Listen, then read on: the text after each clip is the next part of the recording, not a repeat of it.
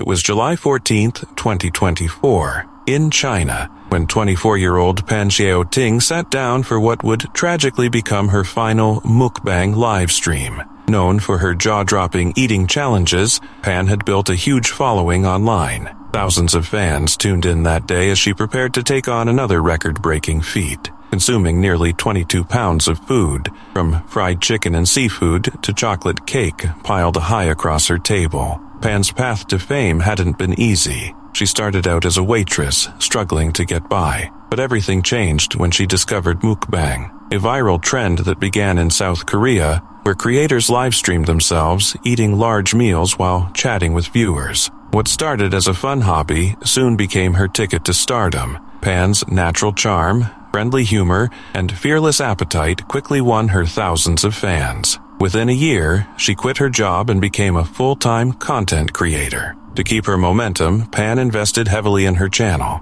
renting a studio, buying professional lighting, and building a dedicated setup. The payoff was massive. Live stream donations and virtual gifts poured in, and her follower count exploded. But behind the smiles and success, her lifestyle was taking a dangerous toll. As her fame grew, so did the pressure to outdo herself. Her eating challenges became more extreme, sometimes lasting 10 hours or more, with meal portions that would overwhelm anyone. Her parents begged her to slow down, terrified for her health. They warned her that no amount of money or fame was worth her life, but Pan brushed off their concerns, insisting she knew her limits. In truth, her body had already been breaking down. She had been hospitalized several times for internal bleeding and digestive issues, yet she kept returning to the camera, driven by the demands of her audience and her determination to keep her numbers high. On the day of her final stream, everything seemed normal at first. She smiled at the camera, greeted her fans, and dove into her mountain of food. Comments flooded in, cheers, jokes, virtual gifts. But as the hours passed, something shifted. Her energy faded. Her breathing grew heavy and she began to slow down. Concerned viewers noticed and begged her to stop. Still, Pan pushed herself to continue, determined to finish the challenge. Then, midstream, she suddenly collapsed. The chat erupted in panic. Fans pleaded for someone to help her. Emergency responders were called, but by the time they arrived, it was too late. Pan was pronounced dead at the scene. The autopsy revealed the horrifying truth. Her stomach had ruptured from the massive quantity of food, causing internal bleeding and fatal complications. Medical experts later explained that eating such enormous amounts can dangerously expand the stomach, restrict blood flow, and strain the heart. Pan's death reignited a fierce debate over mukbang culture. Originally meant to bring comfort to lonely viewers, the trend has morphed into a competition of excess. Despite China's 2021 ban on binge-eating content under its anti-food waste law, many creators, including Pan, continued to stream extreme eating sessions, driven by profit and popularity. Her passing left fans devastated and questioning how such risky content continues to thrive online. Pan Xiaoting's story is a heartbreaking reminder of the hidden dangers behind viral fame. A young woman full of ambition and heart who lost her life chasing the approval of millions. Her death stands as a sobering warning of how far the pressure to entertain can push someone and how deadly that pursuit can become. In a shocking incident out of Florida, a 2-month-old infant was seriously injured after a 10-year-old girl, following instructions she received online, dropped the baby on a tile floor. Authorities say this horrifying event was orchestrated by the child's own mother, Tara Alexis Sykes, through the online gaming platform Roblox. Sykes, 36, was arrested and charged with attempted murder while engaged in aggravated child abuse. According to the Escambia County Sheriff's Office, she used Roblox to communicate with her daughter and allegedly instructed her on various methods to kill the infant, who she is related to. Court documents revealed that Sykes told the child to drown the baby in the bathtub, burn him with scalding water, and even drop him on the floor, which tragically led to the skull fracture the baby suffered. The incident came to light when Gulf Coast Kids House, a child advocacy center that handles forensic interviews and medical exams for suspected abuse victims, contacted the sheriff's office.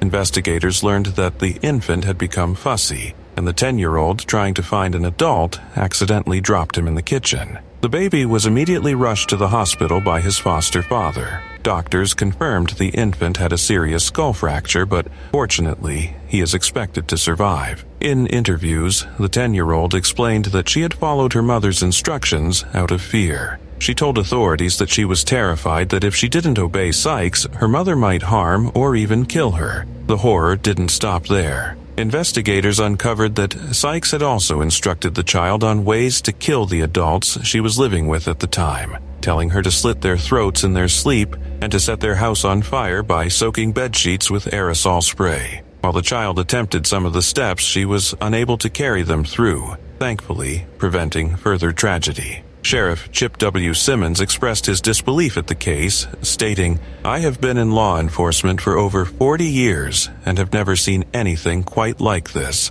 There is something really wrong with her." He called the allegations deeply disturbing, noting the shocking reality that someone could not only conceive such plans, but attempt to manipulate a child into carrying them out. Sykes remains in custody without bond, and authorities do not anticipate pressing charges against the 10-year-old, who is clearly a victim herself in this terrifying manipulation. The investigation is ongoing, as officials try to piece together the full extent of Sykes' actions and ensure the safety of all involved. This case stands as one of the darkest examples of how online platforms, even those intended for children, can be weaponized by predators. Roblox, widely recognized as a creative and social gaming environment for kids, became a tool for manipulation and fear in this instance. It's a chilling reminder that parents and guardians need to monitor children's online interactions closely and to maintain open communication to safeguard against threats that may lurk behind seemingly friendly avatars. For the 10-year-old, the experience was traumatizing, but with intervention, authorities were able to prevent further harm. For the infant, survival is a small but crucial victory. And for the community, this story serves as a stark warning. Even games designed for fun can become the stage for real-world horrors when they fall into the wrong hands. It was November 11th, 2023 in Albania, when tragedy struck in front of stunned spectators. Rafael Dwamena, a 28-year-old Ghanaian forward known for his electrifying speed and powerful finishing, was representing KF Ignatia in a league match against FK Partizani. The game had barely reached the midway point of the first half when Dwamena suddenly collapsed on the field. One moment, he was sprinting into position, full of life and determination. The next, he was motionless on the grass. Teammates waved frantically for help. The referee halted play. Paramedics rushed in. But despite their desperate efforts, Rafael Dwamena was pronounced dead on the way to the hospital. The cause? Sudden cardiac arrest. For those who knew his story, the news hit like a punch to the gut. Dwamena wasn't just any player. He was a fighter, a man who had stared death in the face before and come back. Years earlier, doctors had discovered a dangerous heart condition that forced him to abandon a dream transfer to the English Premier League. He had even undergone surgery to have an implantable cardioverter defibrillator, an ICD, placed in his chest to regulate his heartbeat. That device once saved his life when he collapsed during a match in Austria. But somewhere along the way, Dwamena made a fateful decision. He had it removed. He wanted to play again, to feel the rush, to hear the crowd, to live the game that had defined his entire existence. Football was in his blood. Even as doctors warned him of the risks, Dwamena pressed on, returning to the pitch with the same passion that carried him from the dusty fields of Ghana to the bright lights of Europe. He had started in the Red Bull Ghana Academy, dazzling scouts with his raw speed and finishing ability. His journey took him to Austria, Switzerland, Spain, and Denmark, a roller coaster career marked by brilliance, heartbreak, and relentless perseverance. He had once been on the brink of Premier League glory. In 2017, Brighton and Hove Albion agreed to sign him from FC Zurich after he scored an astonishing 12 goals in just 18 matches. But during the medical exam, his world shattered. He failed due to a heart abnormality. What should have been his biggest break turned into a nightmare. Still, he refused to let the diagnosis define him. He moved to Levante in Spain's La Liga, then to Zaragoza on loan Cologne and later to clubs in Denmark and Austria. Every time his heart condition returned to haunt him, he stepped away, and every time he came back, determined to reclaim his place on the field. His life was a battle between passion and mortality. In 2021, while playing in Austria, he collapsed mid-match but was revived when his ICD shocked his heart back to rhythm. It was a terrifying moment, a clear warning that the risk was real. But when he later signed with Ignatia in Albania, the dream called to him once more. He removed the device that had saved his life and decided to trust his body. He wanted to play without limits, without fear. And for a time, it seemed to work. He scored goals. He smiled again. Fans celebrated his resilience. When he found the net twice in a European qualifier for Ignatia in 2023, it felt like a redemption arc was unfolding, a man defying the odds, proving that courage could conquer fate. But fate had other plans. That November afternoon, as he lay on the pitch surrounded by medics, silence fell over the stadium. Players from both sides wept openly. The crowd watched in disbelief as the man who had fought so hard to keep playing was carried away for the final time. News of his death spread within hours, first across Albania, then throughout Europe, and finally back to Ghana, where he was beloved as a symbol of perseverance. The following day, football matches across Albania were postponed. Clubs, players, and fans around the world paid tribute to him. His teammates remembered not just his skill, but his spirit, the warmth he brought to the locker room, the hope he gave to others facing their own struggles. In February 2024, Rafael Dwamena was laid to rest on a football pitch in Accra, Ghana, the same kind of ground where his story began. Surrounded by family, friends, and fans, he was buried with his boots and his jersey, a man who lived and died for the game he loved.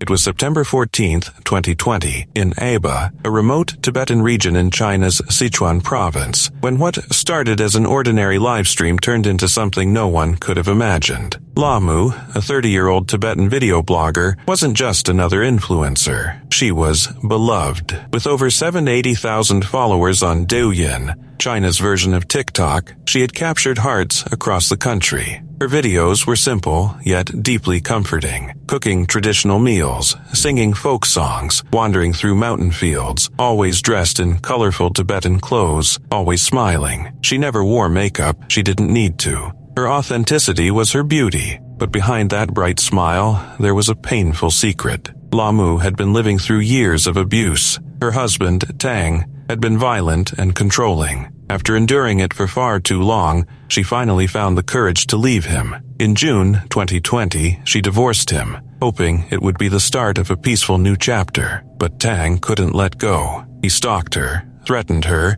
and begged her to come back. Lamu stood her ground, unaware that his obsession would soon turn deadly. On the morning of September 14th, she uploaded what would be her final video, singing a traditional Tibetan song. Later that day, she went live again, chatting cheerfully with her fans, like she always did. Then, suddenly, the stream went dark. Viewers didn't realize what was happening. The Tang had just burst into her home, carrying a bucket of gasoline. Off camera, but still on live, he doused Lamu with the fuel and set her on fire. What followed were the chilling sounds of chaos, her screams, her pain, echoing through thousands of screens. Her followers watched in horror, powerless to stop it. Neighbors rushed in, putting out the flames and calling for help. Lamu was rushed to the hospital with burns over 90% of her body. For 2 long weeks, she fought to survive, but on September 30th, she passed away. Her death sent shockwaves through China and far beyond.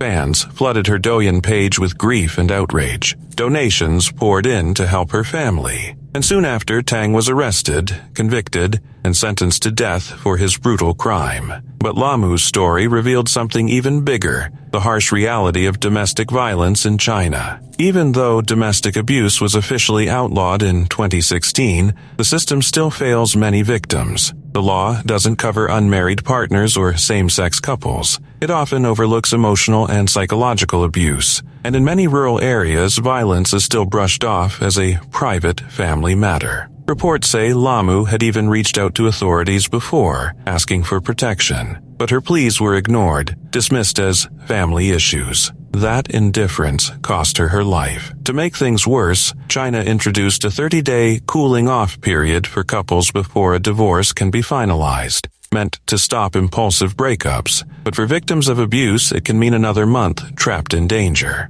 A 2013 national survey found that 1 in 4 married women in China has experienced domestic violence, a number likely even higher in rural regions like Aba. After Lamu's death, her Douyin page transformed into a digital memorial. Her old videos, once symbols of joy and tradition, became powerful reminders of resilience, loss, and the need for change. Some local governments have since promised reforms, including tracking known abusers, but activists say it's not nearly enough. Lamu's life was full of light, love, and courage. Her death was a tragedy, but also a turning point. Her story still echoes online, urging a simple truth: no one should ever have to suffer in silence. Addiction comes in many forms. Some people get hooked on substances, others on gambling, and for a growing number, it's gaming. What starts as fun can slowly become a trap you can't escape from. This first story is about a young man who had the world of gaming in his hands, and then lost everything to it. Back in the early days of Clash Royale, one player was on his way to becoming a legend. He wasn't just good, he was elite. Known as Justus Flobby von Eitzen, this 22-year-old German gamer had already built a name for himself in the competitive scene. By 2018, he joined SK Gaming's Clash Royale team, one of the most respected esports organizations in the world. Flobby wasn't just another name on the roster, he was one of the founding members of the squad. Over the next 2 years, his talent helped shape the team's success. He played a key role in their runner-up finish at the CRL Europe 2018 Fall Finals in Los Angeles, an incredible achievement for a brand new division. Even after stepping back from competition, he stayed close to the community as a content creator, streaming, laughing, and connecting with fans. To most people, Flobby was the definition of positivity, upbeat, funny, and full of energy. Fans often saw him playing with his friends, Morten and Big Spin, 2 of Germany's biggest Clash Royale content creators. On streams, they'd joke around, challenge each other, and celebrate wins together. There was never any public hint that something was wrong. But behind that bright personality, Flobby was struggling with something far darker. In a note later found after his passing, he revealed he'd fallen into debt caused by a gambling addiction, specifically sports betting. The same drive that made him such a fierce competitor had turned against him, fueling habits that were slowly tearing him apart. On one tragic day, Flobby posted a farewell message to his loved ones, then left home in his car. Not long after, he was gone. Reports confirmed that he had died in a car crash shortly after sending that final message, the end of a life that had so much more left to give. His team, SK Gaming, shared the devastating news on Twitter. "We are shocked,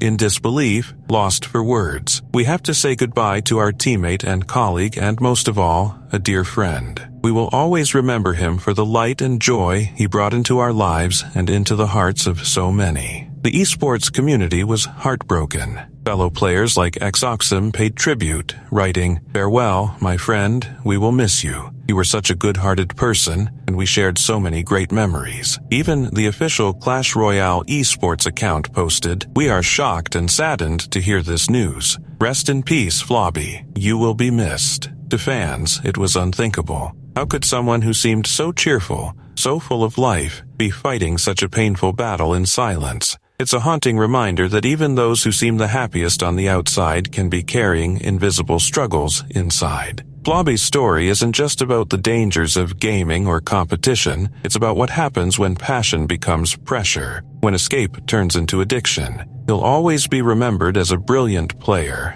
a kind soul, and a warning of how easily the game we love can sometimes play us. It was September 1990 at Bootham Crescent, home of York City. The crowd buzzed with energy as the Minstermen faced Lincoln City in what seemed like an ordinary 4th Division match. On the pitch, 25-year-old striker David Longhurst sprinted across the field, doing what he loved most. He was the underdog every fan rooted for, chasing one last dream in the lower leagues of English football. Then, in an instant, everything changed. The ball had moved to the other side of the field. There was no challenge, no foul, no warning. David was standing alone when suddenly he staggered and collapsed. The stadium fell silent. For a few seconds, fans thought maybe he'd tripped. Maybe it was a cramp, but the way he fell, the stillness told a different story. Teammates rushed toward him. The referee waved frantically for the medics. Spectators looked on in horror as the young striker lay motionless on the turf. Within minutes, the ambulance arrived. Paramedics worked desperately to revive him. Players knelt and prayed. Some couldn't even look. He was rushed to the hospital, but he never made it. David John Longhurst was pronounced dead that afternoon. 25 years old, gone in the middle of a match. It was the first time a player had died during a football league game in 63 years. Doctors later confirmed the cause of a rare, undetected heart condition called cardiomyopathy, a disease that silently weakens the heart until it simply stops. To everyone watching,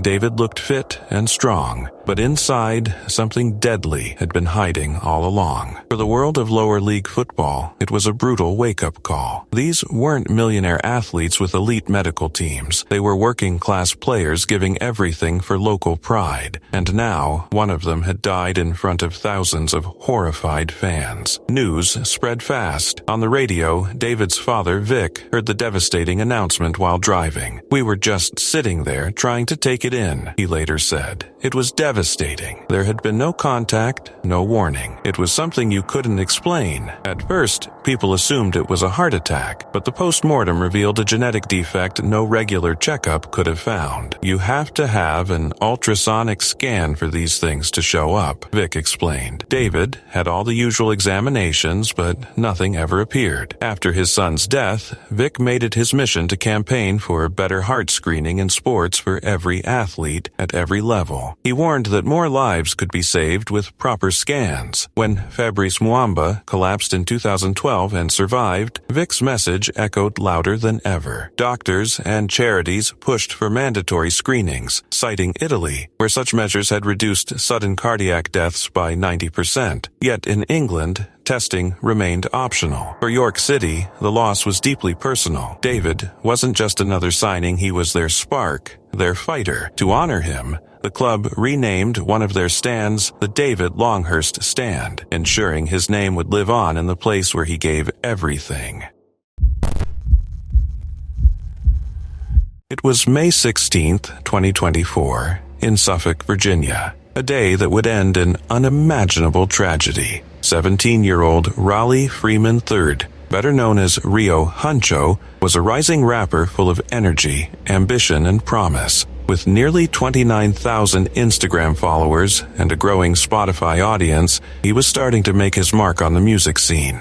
That evening, Rio decided to go live on Instagram from his home, just a casual stream to connect with fans. It was something he'd done plenty of times before, but this time, the live stream would take a devastating turn. During the broadcast, Rio picked up a handgun, something he'd shown off before in photos and videos to fit his rapper image. The gun had a green laser and flashlight attachment, and he handled it like a prop, joking and waving it around. At one point, he appeared to switch off the safety, pointed it toward his own head, made a bold remark, and pulled the trigger. A loud gunshot rang out. The phone dropped. The screen went black. Viewers were left frozen in disbelief. Some thought it was a prank or a dark performance stunt. But within minutes, the truth came out. Rio had accidentally shot himself. Emergency responders arrived quickly and rushed him to the hospital, but it was too late. He was pronounced dead soon after. Police later confirmed the gunshot was accidental and self-inflicted. News of his death spread fast, devastating the local community and his growing fan base. Rio wasn't just an up-and-coming artist. He was a son, a student, and a friend. His mother, Monica Savage, who had raised him on her own, was shattered. In an emotional interview, she described the moment she found him and said she wished she could bring him back. Rio's cousin soon launched a GoFundMe to help cover funeral costs, sharing Monica's heartbreak and love for her only child. Support poured in from fans and strangers alike, showing just how many lives Rio had touched. At his high school, teachers and classmates mourned his loss. His teacher, Cara Dorsey, shared a heartfelt message encouraging students to honor Rio's memory by chasing their dreams. Days later, the community held a balloon release, bright colors rising into the sky, a tribute to a young life gone far too soon. His death also reignited a painful conversation about gun safety. Authorities began investigating how such a weapon ended up in his possession. Experts and community leaders stressed the importance of education, proper storage, and supervision, especially in homes with teenagers. A few simple safety steps, they said, can prevent tragedies like this. Rio's story became more than just a headline. It was a wake-up call about the dangers of treating firearms like props or symbols. Despite the tragedy, his music lives on. Songs like Money Getta and DOA showcase his raw talent, confidence, and drive. They're reminders of a young artist whose voice had only begun to be heard. Rio Huncho's life was full of potential, his future wide open. His accidental death stands as a heartbreaking reminder of how fragile life can be, and how one careless moment can change everything. Imagine this. You're settled in for a quiet night of gaming. The rain tapping against your windows, the occasional rumble of thunder in the distance. That's exactly how Aidan Rowan, a 33-year-old gamer from the UK, thought his evening would go. He was sitting in his living room, fully absorbed in his PlayStation playing Stray, a game about a stray cat navigating its way home through a thunderstorm. Little did he know, the storm outside had other plans. Around 10:30 p.m., Rowan heard a sudden loud crack and immediately felt a heavy jolt shoot through his body. It took about a minute to come back to my senses, he recalled. I felt very confused. I went upstairs and asked my husband for a wet towel because my arm was burning and I had no idea what had just happened. The cause? Lightning. A bolt had struck near his home, bounced off water on the ground, and shot straight through his open window, hitting him directly. The impact was strong enough to throw him from his chair and leave branch-like burns across his arm. His husband, Aaron, immediately recognized the severity of the situation and rushed him to the hospital. Once there, the scene was chaotic. Rowan explained, "We got to reception, and Aaron said it might have been a lightning strike. Everyone turned to look at me." He was whisked through to an assessment room, where 9 doctors from multiple departments checked him over. He was hooked up to a heart monitor, had blood tests, and underwent thorough examinations to ensure no lasting internal damage. Miraculously, he survived with only a few cuts on his left arm and a small burn on his right hand. Doctors explained that the lightning had likely bounced off a puddle outside and entered his apartment through the window. The unusually hard ground, a result of a recent UK heatwave, probably contributed to the unusual trajectory of the strike. "We just couldn't really process it at the time," Rowan said. "After a few days, it started to sink in. I realized I could have died." Despite the trauma, Rowan and his friends have managed to find humor in the situation. Once people realized I was okay, there have been quite a few jokes about Thor. He laughed. "That's the last time I play a cute cat game during a thunderstorm, I think." His story is not just shocking, it's a stark reminder of how dangerous lightning can be, even indoors. Lightning strikes around 25 million times a year in the US alone, killing an average of 47 people annually. Most strikes happen during the summer, but NOAA warns that they can occur any time, often even after a thunderstorm seems to have passed. The rule of thumb? If you can hear thunder, the storm is close enough to strike. Rowan's experience underscores an important point. You can never be too careful when nature is involved, even while gaming. One moment, you're guiding a virtual cat through digital rain and lightning. The next, a real storm can reach right into your living room. His survival is nothing short of miraculous, and his story serves as both a cautionary tale and a reminder to respect the power of nature, and maybe to keep your windows closed during a thunderstorm. Gaming can transport us to other worlds, but our bodies always remain in this one, and sometimes that's a difference between life and death.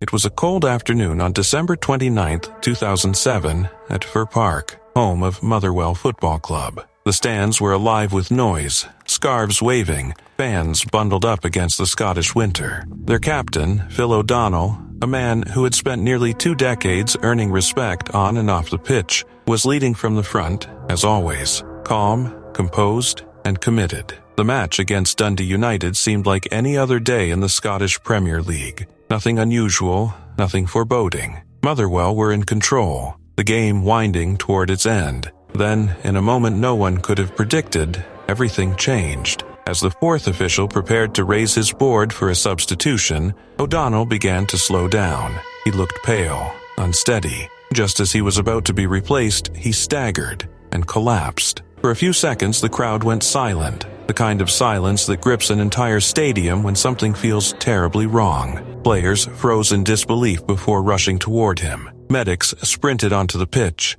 The atmosphere turned from routine to panic in an instant. Fans watched in horror as their captain and their hero lay motionless on the turf he had graced for years. Both Motherwell and Dundee United doctors worked desperately to revive him, performing CPR as the crowd prayed, some crying openly in the stands. The minutes stretched on like hours. Then the stretcher came out. As he was carried away to the ambulance, supporters rose to their feet, clapping, whispering his name, hoping he would be okay. But at 5:18 p.m., the news came. Philip O'Donnell had died. He was just 35 years old. The post-mortem revealed heart failure in the left ventricle. The part of the heart that pumps oxygen-rich blood had simply stopped. It was the kind of silent killer no one sees coming, not even in a professional athlete who seemed the picture of fitness. For the Motherwell faithful, it was unbearable. Phil wasn't just their captain, he was one of them.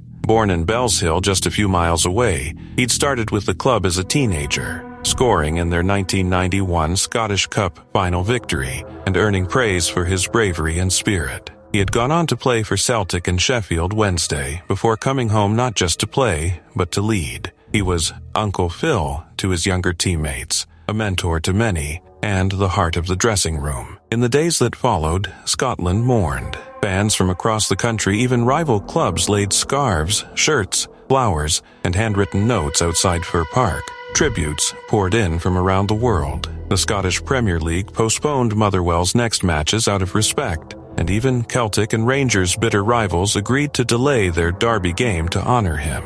Across the border, English clubs paid their own tributes. Players wore black armbands. Stadiums fell silent. Everton's James McFadden, once O'Donnell's teammate, scored and pointed toward the sky, eyes filled with tears. It wasn't just Scotland that grieved. Messages came from Spain, from Sevilla, a club that had suffered the same heartbreak months earlier when Antonio Puerta had collapsed and died. Sevilla's director of football sent words of comfort, saying, "We know how terrible this pain is. Our hearts are with Motherwell." For his funeral, thousands gathered at St. Mary's Church in Hamilton. Fans, players, officials, and families united in grief. His teammates carried his coffin, their captain, one final time, as the town fell silent. In the months that followed, Motherwell made sure his legacy would never fade. The club renamed its main stand the Phil O'Donnell Stand, a permanent reminder of the man who gave his all for the badge. His signature was stitched into every player's jersey for the rest of the season, and in 2011, a stainless steel memorial was erected outside the stadium, a place where fans could come to remember. But the tributes didn't end there. On May 25, 2008, Celtic Park hosted a special match in his honor, a celebration of his life as much as a farewell. Former teammates and friends filled the pitch. Legends like Henrik Larsson returned. 60,000 fans filled the stands, singing his name. The match ended 5-1, but the score didn't matter. What mattered was the unity, the love, the shared grief turned into remembrance. Every year since, on December 29th, people walk from Fir Park to Celtic Park, the journey between two of his football homes. It's a walk of respect, of remembrance, and of hope, raising money for heart charities and keeping Phil's memory alive. Even years later, his influence hasn't faded. His nephew, David Clarkson, carried his legacy on the pitch, wearing Phil's number 10 shirt until his own departure, a number that has never been worn again at Motherwell.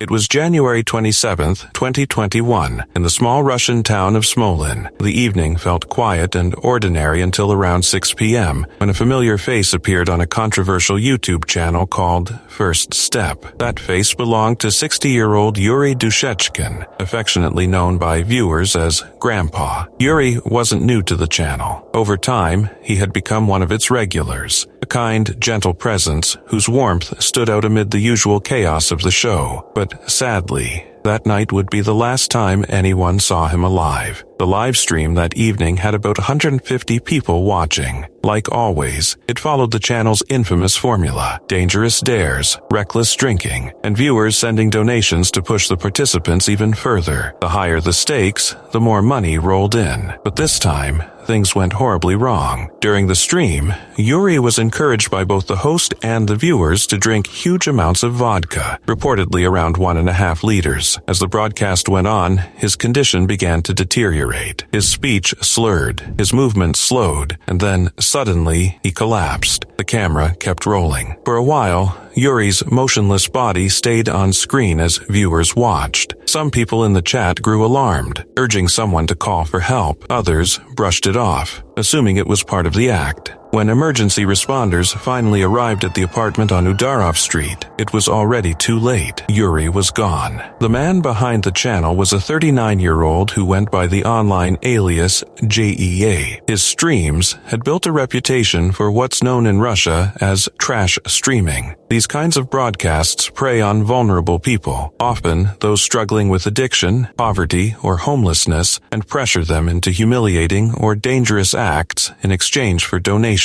The more shocking the content, the more money it generated. Yuri had become a recognizable figure in this disturbing online world. He wasn't just a guest anymore. He was part of the show's identity, and with that came the constant pressure to keep pushing the limits. That night, the chaos of the stream, loud music, shouting, drunken laughter, masked how serious the situation really was. Yuri wasn't just tipsy, he was dying, and thousands of people were watching it happen in real time. Even after he collapsed, the donations and comments kept coming. Some viewers begged for help to be called, while others continued treating it like entertainment. When paramedics finally reached him, it was over. Early reports suggested he died from alcohol poisoning. Authorities immediately launched an investigation to determine exactly what happened and who should be held accountable. The public reaction was swift. The Russian Regional Investigative Committee opened a criminal case, accusing the stream's organizers of negligence leading to death. Neighbors later revealed they had complained many times about the noise,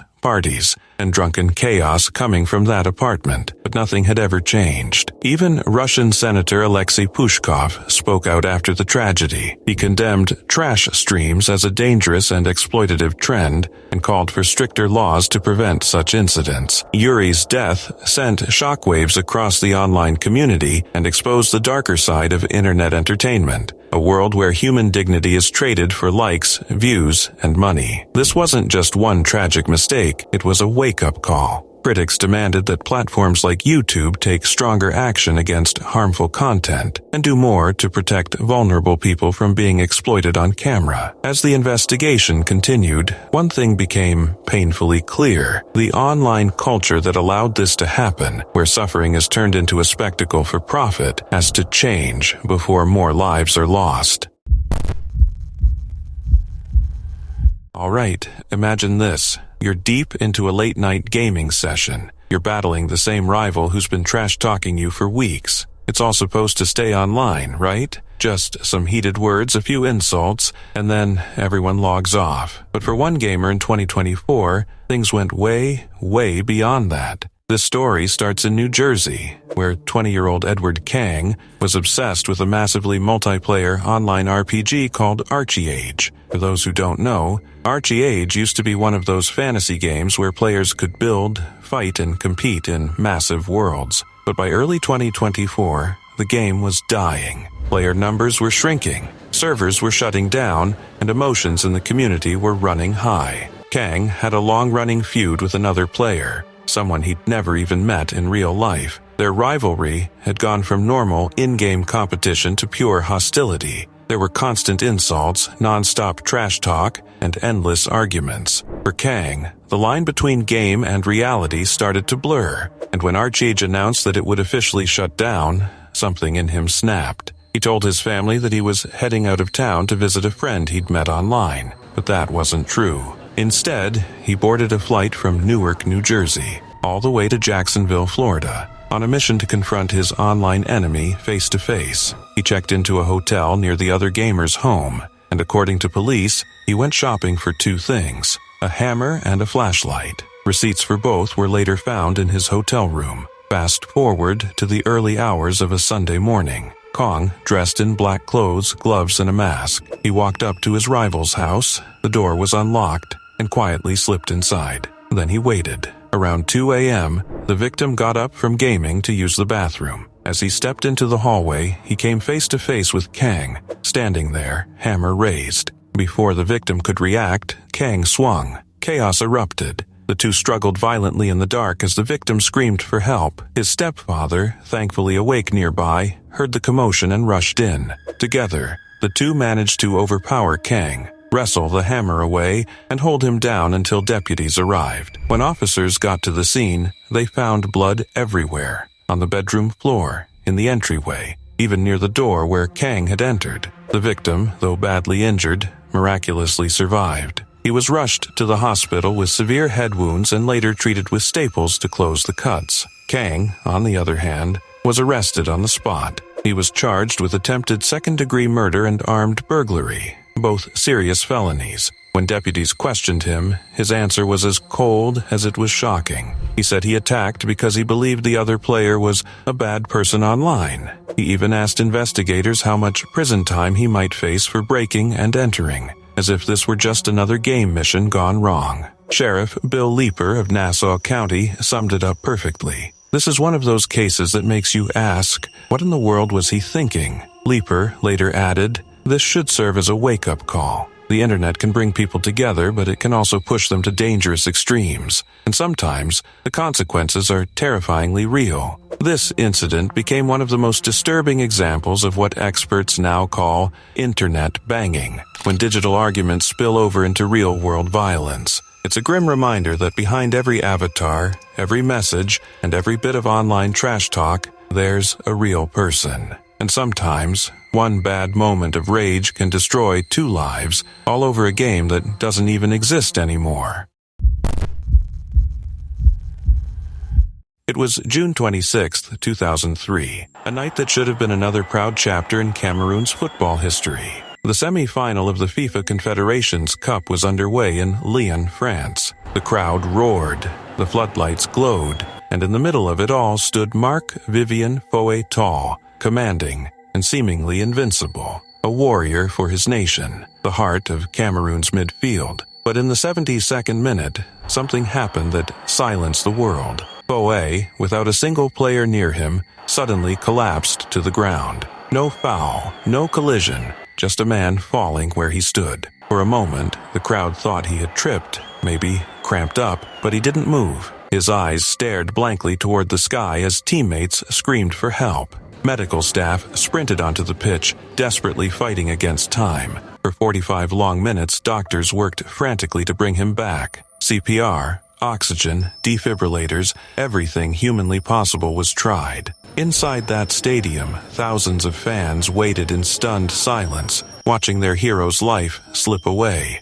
When the announcement came that Marc-Vivien Foé had died, football itself seemed to stop breathing. He was only 28 years old. The autopsy would later reveal the cause of hypertrophic cardiomyopathy, a hereditary heart condition that silently kills even the strongest athletes. There were no warning signs, no second chances. The heart that had carried him through years of fierce battles on the field had suddenly betrayed him. What made this tragedy so haunting wasn't just that it happened during a major international match, or that it unfolded live before millions of viewers. It was the way Foé fell alone, unchallenged, as if fate itself had chosen that moment. His teammates were shattered. Opponents stood frozen, tears streaming down their faces. Thierry Henry, playing in the other semi-final that same night, pointed to the sky after scoring, dedicating his goal to Foé. In the days that followed, the football world united in grief. Manchester City retired his number 23 shirt.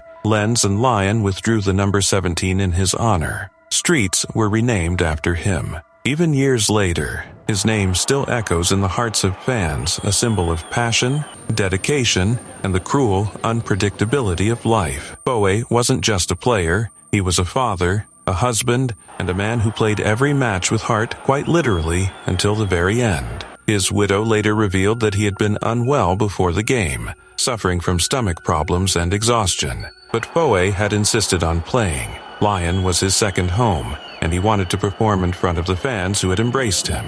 Even as his coach tried to substitute him, Foe waved him off, determined to continue. Minutes later, he was gone. He left behind a wife, children, and millions of grieving fans, but also a legacy that transcended sport. His son would later stand on the field before the 2009 Confederations Cup final, speaking briefly but powerfully in memory of his father, a man who gave everything for his country and his dream. Mark Vivian Foe's death remains one of the most horrifying and heartbreaking moments in football history. It was a brutal reminder that even the strongest hearts can break, and sometimes they do it right in front of the world. It was a warm summer evening in Quozhou, China, on July 20th, 2021. 23-year-old Xiao Qumei had just wrapped up another long shift at a construction site in Jiangxi province. Petite, confident, and always smiling, Xiao stood out in a job dominated by men. But what truly set her apart wasn't just her skill as a crane operator. It was how she shared her world from hundreds of feet in the air. Zhao had built a following of over 100,000 fans on Douyin, China's version of TikTok. Her videos showed life from the top of a construction crane. Breathtaking views, precise movements, and snippets of her daily routine. She often danced, sang, and spoke to her audience with warmth and humor, showing that women could thrive in tough, male-driven industries. To her followers, she wasn't just an influencer, she was an inspiration. That evening, as the sun began to set, Xiao decided to film one last video before heading home. Most of her co-workers had already left for the day. The construction site was quiet, except for the hum of distant machinery. Around 5:40 p.m., she set up her phone, smiled into the camera, and began to dance and chat like she always did, cheerful and full of life. Then, in a single moment, everything changed. The video suddenly shook. Metal beams rushed past the frame. A sharp scream pierced the air. It was Xiao's. She had fallen from her crane nearly 160 feet to the ground below. Emergency responders arrived quickly, but it was too late. Xiao was pronounced dead at the scene. Early reports suggested she had been filming when she fell, claiming she was distracted by her phone. But her family firmly denied it. They said she was always careful and professional, and that her phone stayed in her bag during work hours. According to them, she slipped while climbing down from the crane. A tragic accident, not a careless mistake. News of her death spread rapidly across social media. Her fans were devastated. Just hours earlier, they had seen her smiling and dancing. Now, they were mourning her loss. Some even reposted her final moments online, sparking outrage and debate over whether such footage should be shared at all. Her family, heartbroken, held a private funeral. Following local tradition, her ashes were placed under a small umbrella on a table. Simple, quiet, and deeply symbolic. Authorities in Jiangshan City confirmed the incident and launched an investigation into whether safety regulations had been followed. No additional details were released, but her death renewed conversations about the risks of high-altitude work and the pressures of performing for social media. Xiao's rise to fame came from her authenticity. She didn't chase trends or fake perfection. She showed the reality of hard labor, sweat, effort, and pride. Off camera, she was a devoted mother of 2 young children, balancing family life with a demanding job. Her content reminded viewers that every towering building depended on people like her, dedicated workers often overlooked by society. Even though her family insisted her death wasn't related to social media, many drew comparisons to other tragic influencer deaths, like that of Instagram star Sophia Chung, who fell while taking a selfie near a waterfall. Xiao Xiumei's story became a haunting reminder of how fragile life can be. Her radiant spirit and determination inspired thousands, and her loss left a void that words can't fill. To her followers, she'll always be remembered as the fearless crane operator who turned an ordinary job into something extraordinary. One smile, one video, one breathtaking view at a time. Virtual reality is supposed to be the ultimate escape, a way to leave the real world behind and step into a digital one that feels limitless. But for one man in Moscow, that escape ended in tragedy. In December 2017, a 44-year-old gamer was spending the evening alone in his apartment on Marshal Zhukov Avenue. Like many tech enthusiasts, he was excited about the new VR technology that promised to transport players straight into another world. So, he strapped on his headset, launched the game, and dove in, completely unaware that it would be his last session. Fully immersed in the simulation, the man began moving around his apartment, reacting to what he saw in the virtual world rather than the physical one. But in reality, his surroundings were far from the open space he imagined. At some point, he lost his footing, stumbled, and fell hard, right into a glass table. The impact was brutal. The table shattered instantly, sending shards flying across the room and deep into his body. Investigators later said the cuts were severe enough that he likely bled to death within moments. By the time help could have arrived, it was already too late. When his mother came by later that day to visit, she found him unresponsive. According to reports from Russia's investigative committee, the cause of death was massive blood loss caused by injuries sustained in the fall. They noted that the man had been moving around while wearing his VR headset, unable to see where he was going. The Ukrainian news outlet Correspondent.net suggested that the virtual game's boundaries hadn't been properly mapped to fit the actual size of his apartment, a small but deadly detail that may have caused the fatal accident. Authorities believe this was the first recorded VR-related death in Moscow, a sobering milestone that sparked a lot of discussion about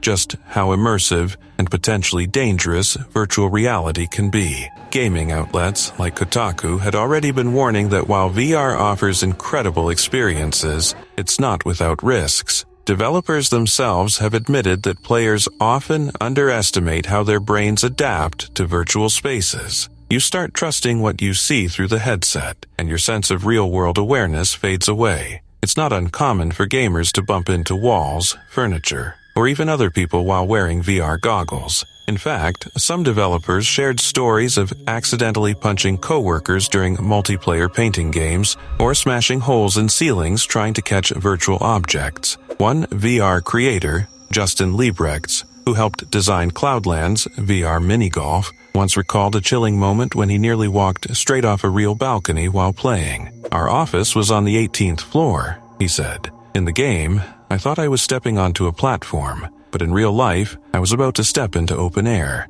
You have to remind yourself, okay, this is real life. I can actually die here." That's the terrifying irony of virtual reality. It feels so real that your brain forgets you're still in your living room. The Moscow case remains one of the clearest reminders of that danger. VR can transport us to magical worlds, alien planets, and impossible adventures. But our bodies never leave Earth. One wrong move, one unplanned step, can turn an escape into a disaster. So, next time you strap on a headset, take a second to clear your space and remember, in VR, you can't hit respawn in real life. It was supposed to be just another Sunday night in Portuguese football. January 25, 2004, Vitória de Guimarães versus Benfica, a normal league fixture, broadcast live to millions across the country. The air was crisp, the crowd loud, and Benfica's young Hungarian striker Miklos "Miki" Feher was ready to make an impact. He came on as a substitute in the second half, full of energy, his trademark grin lighting up the field. He even set up the only goal of the match, a perfect assist that seemed to seal a quiet victory for Benfica. But as the game ticked into injury time, something unthinkable happened. The referee raised a yellow card. Feher smiled, tilted his head down, hands on his knees, and then, suddenly, without warning, he fell backwards. For a few seconds, the world stood still. Players from both teams froze, unsure if it was a prank, a feint, or something worse. Then came the panic. Teammates rushed to him. One lifted his head, another screamed for help. The stadium, moments earlier filled with chants, turned eerily silent as Feher lay motionless on the wet grass. The medics stormed onto the pitch. CPR began immediately. Players knelt in prayer. Others turned away, tears already streaming down their faces. Benfica's coach, José Antonio Camacho, broke down on the sideline. Cameras continued to roll, the horror unfolding live on national television. For a brief moment, there was hope. The medical team managed to get a response, and as Feher was stretchered off the field, fans clung to the belief that he would recover. But within hours, the devastating news broke. Miklos Feher was gone, just 24 years old. The autopsy would later confirm what no one could have predicted: cardiac arrhythmia caused by hypertrophic cardiomyopathy, a hidden heart condition that strikes without warning. His heart had simply given out in the middle of the game. It was a cruel, haunting moment.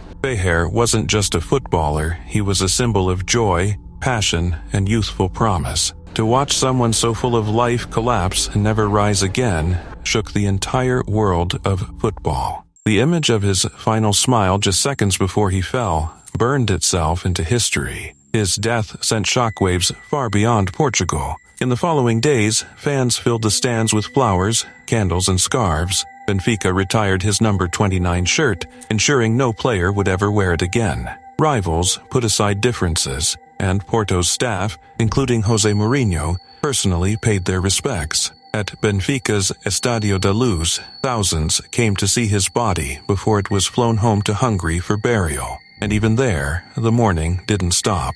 The entire Benfica squad, along with the club's president and manager, traveled to Hungary to honor him, presenting his parents with a league championship medal their son never got to hold. The team dedicated their cup win to his memory. For the rest of that season, every Benfica goal, every cheer, every celebration carried his spirit. Years later, Hungary's national team would return to Lisbon to lay a wreath beside his bust, and on what would have been his 43rd birthday, another tribute was held at the very stadium where his heart stopped. Time passed, but the image never faded. That smile, that collapse, the tears, the disbelief.